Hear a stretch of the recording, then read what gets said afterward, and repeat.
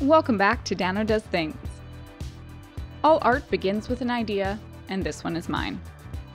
Follow along to see how this turns out and how you can make your own easy custom art piece for your house. First, we need a blank slate. You'll need a canvas in the size of your choice with a wood frame but an open back.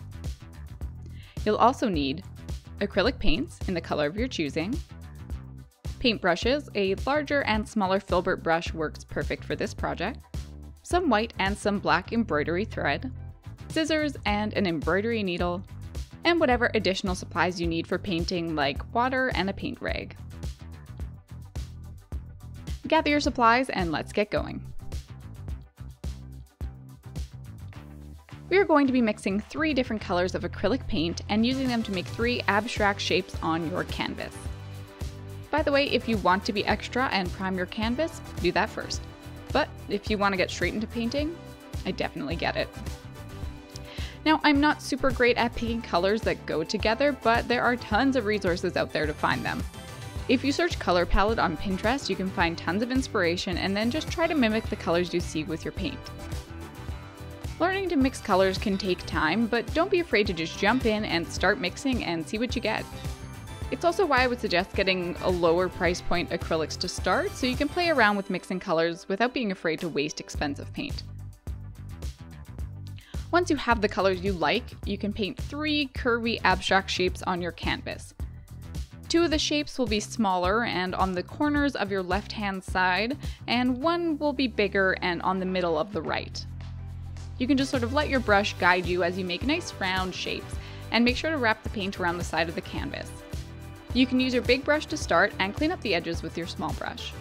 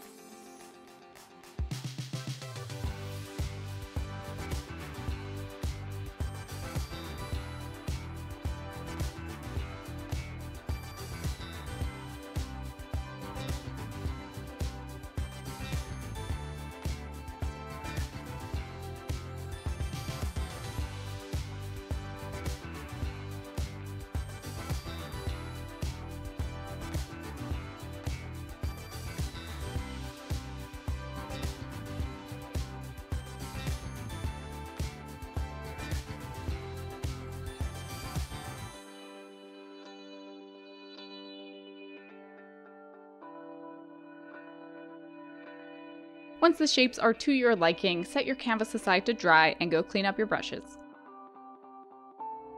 When your painting is dry, we can then start the embroidery. I'm going to use my sketch as a template so I can poke holes through my canvas, which I can then embroider through. Make sure your paper won't move around by either weighing it down or taping it with tape you absolutely know won't pull up your paint when you remove it.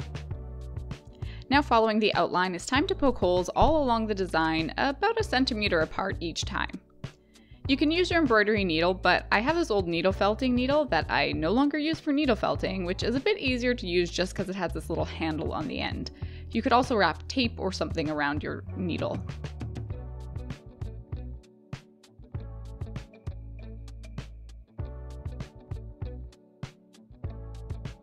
Poke all your holes and admire your holy canvas. Now we are going to embroider the canvas using the holes as a guide. All of the places where the holes are on the plain white canvas, we will be using the black thread, and all the places where the holes are on painted canvas, we will be using the white thread for some interesting contrast. You may have to add a hole or two right on the edge of the painted and unpainted canvas so that your threads always transition at the same point as the paint.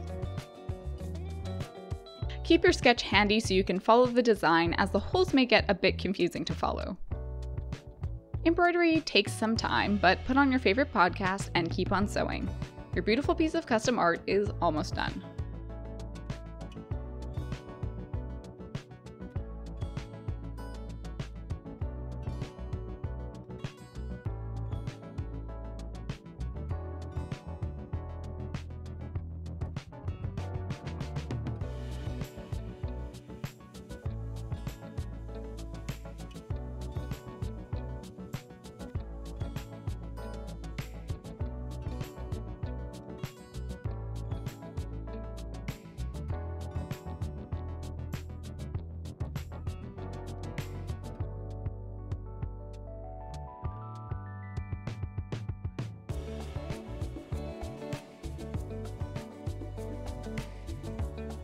And now it is finally done.